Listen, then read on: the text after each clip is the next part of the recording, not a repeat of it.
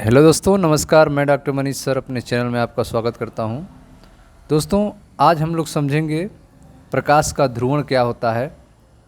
इसके बारे में हम लोग समझेंगे। ध्रुवण की जो घटना होती है यह केवल प्रकाश में ही होती है, यह ध्वनि में नहीं होती है। तो उसी को हम लोग समझेंगे कि यह ध्रुवण आखिर होता क्या है। इसके लिए हम लोग एक प्रयोग करेंगे जो कि टूरमैलिन के क्रिस्टल के साथ होगा। ये आप देख रहे हैं क्रिस्टल P1 P2, इसे टूरमैलिन का क्रिस्टल कहते हैं। यहाँ पर आप देखें एक बल्ब लगा हुआ है जो प्राकृतिक प्रकाश का स्रोत होगा। इससे चलने वाली प्रकाश किरणें जो हैं वह सभी दिशाओं में गति करेंगी, सभी दिशाओं में प्रकाश जो है जाएगा। ठीक है, यह आपका टूरमैलिन क्रिस्टल है। ठीक है, दूसरे वाले फिगर में आप देख रहे हैं यहाँ पर भी प्राकृतिक स्रोत के लिए बल्ब लगाए गए हैं। इससे भी निकलने वाले प्रकाश जो हैं सभी दिशाओं में गति कर रहे हैं। और इस वाले कंडीशन में टूरमैलिन क्रिस्टल P2 को जो है मोड़ा गया है। टूरमैलिन क्रिस्टल P2 को जो है मोड़ दिया गया है, P2 को, और पहले वाले को पहले वाले की तरह रखा गया है। तो अब आइए इसको समझा जाए, इस फिगर को ध्यान से समझा जाए कि प्रकाश का ध्रुवण होता क्या है।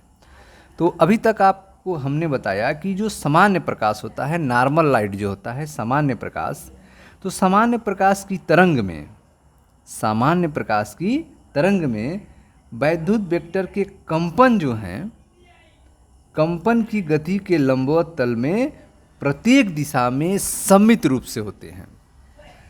ठीक है, तरंग की गति के लंबवत तल में प्रत्येक दिशा में सममित रूप से कंपन करते हैं। जैसा फिगर आप देख रहे हैं, प्रत्येक दिशा में सममित रूप से कंपन होता है। ठीक है, अब जो है जब प्रकाश की तरंग को, ठीक है, जब किसी प्रकाश की तरंग को टूरमैलिन के क्रिस्टल पर डाली जाती है, जब प्रकाश की तरंग को कहाँ डाली जाती है? टूरमैलिन के क्रिस्टल पर। किस प्रकाश को? प्राकृतिक प्रकाश को। टूरमैलिन क्रिस्टल P1 पे डालते हैं तो प्रकाश की तरंग में केवल वही कंपन बाहर निकलते हैं जो क्रिस्टल के अक्ष के समांतर होते हैं। यह क्रिस्टल का अक्ष है, यह क्रिस्टल का अक्ष आप देख रहे हैं। तो इससे टूरमैलिन के क्रिस्टल से वही बाहर निकलेंगे जो इस अक्ष के समांतर हैं। ठीक है, बाकी सब रोक लिए जाएंगे। जैसे आप देखें यहाँ पर इधर जो गति हो रही थी, इधर जो गति हो रही थी, यह सब रोक लिए गए हैं। जो अक्ष के समांतर है, जो अक्ष के समांतर था टूरमैलिन क्रिस्टल के, उसी को यहाँ पे आने की परमिशन है, वही इसको क्रॉस करके निकल पाया है। ठीक है, सब लोग नहीं निकल पाए हैं, यह नहीं निकल पाया है, यह नहीं निकल पाया है, यह रुक गया है टूरमैलिन क्रिस्टल से। टूरमैलिन क्रिस्टल के अक्ष के समांतर जो प्रकाश की किरण थी वही बाहर निकली है। ठीक है, तो प्रकाश की तरंग के केवल वे ही कंपन बाहर निकल पाते हैं जो क्रिस्टल के अक्ष के समांतर होते हैं। ठीक है, शेष जो होते हैं वे कंपन क्रिस्टल द्वारा रोक लिए जाते हैं। शेष कंपन क्या होते हैं? क्रिस्टल के द्वारा ब्रेक कर दिए जाते हैं, रोक लिए जाते हैं। ठीक है, तो इस तरह से क्रिस्टल से निकलने के बाद, क्रिस्टल से निकलने के बाद प्रकाश की तरंग के कंपन तरंग की गति के लंबवत तल में केवल एक ही दिशा में होते हैं। केवल एक ही दिशा में हो रहा है। आप देख रहे हैं ऊपर नीचे केवल एक ही दिशा में कंपन हो रहा है। ठीक है, क्रिस्टल से निकलने के बाद प्रकाश के तरंग के कंपन तरंग के गति के लंबवत तल में केवल एक ही दिशा में होते हैं। तरंग के गति के लंबवत तल में केवल एक ही दिशा में होते हैं। पहले की तरह नहीं सभी दिशाओं में हो रहे हैं, केवल एक ही दिशा में अब केवल कंपन हो रहे हैं। ऐसे तरंग को समतल ध्रुवित तरंग कहा जाता है। ऐसे तरंग को क्या कहेंगे? समतल ध्रुवित तरंग कहेंगे। और यह जो घटना हो रही है, यह परिघटना जो घट रही है, इसे प्रकाश का ध्रुवण कहा जाता है। पोलराइजेशन ऑफ लाइट कहा जाता है, प्रकाश का ध्रुवण कहा जाता है। ठीक है। तो जब प्राकृतिक प्रकाश को टूरमैलिन के क्रिस्टल से गुजारते हैं तो सभी कंपन, ठीक है, सभी कंपन के तल टूरमैलिन क्रिस्टल से बाहर नहीं निकल पाते हैं। वही निकल पाते हैं जो टूरमैलिन क्रिस्टल के समांतर होते हैं, ठीक है। ऐसे तरंग को समतल ध्रुवीय तरंग कहते हैं और यह घटना प्रकाश का ध्रुवण कहलाता है, ठीक है। इस कंडीशन में, ठीक है, ठीक उसी तरह से एक दूसरा टूरमैलिन का क्रिस्टल P2 है और समांतर है कण के कंपन में, तो प्रकाश की किरण गुजर जाएगी इससे और आपको अधिकतम प्रकाश आपकी आंख से दिखाई देगा, ठीक है। तो प्रकाश का ध्रुवण होगा और अधिकतम प्रकाश आपको दिखाई देगा। प्रकाश जो है एक तल में केवल कंपन करेगी, प्रकाश के संचरण के तल के लंबवत केवल कंपन होगा, ठीक है। तो इस तरह से आपने देखा कि पहले टूरमैलिन क्रिस्टल से निकला जो ध्रुवित प्रकाश है, पहले टूरमैलिन क्रिस्टल P1 से निकला जो ध्रुवित प्रकाश है, ठीक है, वह दूसरे टूरमैलिन क्रिस्टल P2 पर गिर रहा है और जब दोनों क्रिस्टल की अक्ष समांतर हैं, दोनों क्रिस्टल की अक्ष क्या है, समांतर हैं, ठीक है। तो पहले क्रिस्टल से जैसे प्रकाश की किरण निकल जा रही है ठीक उसी तरह से P2 से भी निकल जा रही है। दोनों क्रिस्टल की अक्ष परस्पर समांतर हैं तो पहले क्रिस्टल से निकले कंपन दूसरे क्रिस्टल से भी निकल जाते हैं और निर्गत प्रकाश की तीव्रता क्या होती है, अधिकतम होती है।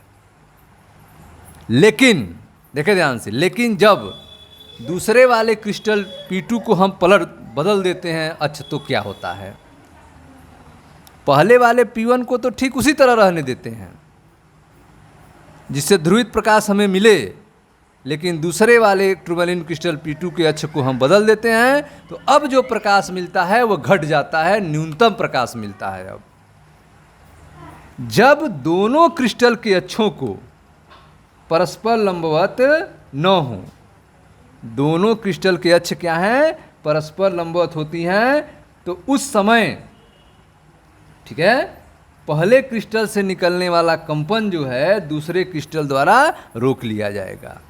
समांतर है तब तो ठीक है, अधिकतम प्रकाश मिल रहा है, लेकिन अगर लंबवत हो जाए एक दूसरे के तो उस कंडीशन में क्या होगा, तो जब दोनों क्रिस्टल के अक्षे परस्पर लंबवत हों तो पहले क्रिस्टल से निकलने वाले कंपन दूसरे क्रिस्टल द्वारा रोक लिए जाते हैं जिससे निर्गत प्रकाश की तीव्रता लगभग शून्य हो जाती है, न्यूनतम हो जाती है, जिससे क्या हो जाएगी, शून्य हो जाती है, न्यूनतम हो जाती है,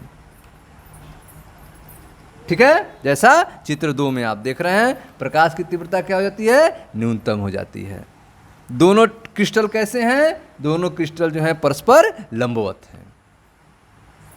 इस कंडीशन को जब दोनों क्रिस्टल परस्पर क्रासित कहलाते हैं। यह कंडीशन क्या कहलाता है, क्रिस्टल एक दूसरे के क्या हैं, क्रासित हैं।